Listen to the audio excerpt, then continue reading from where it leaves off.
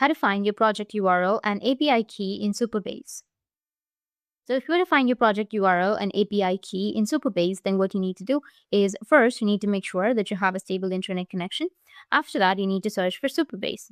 Now, after searching for Supabase, you need to just simply go with supabase.com, which will take you to this kind of interface. And I just need to simply go with start your project.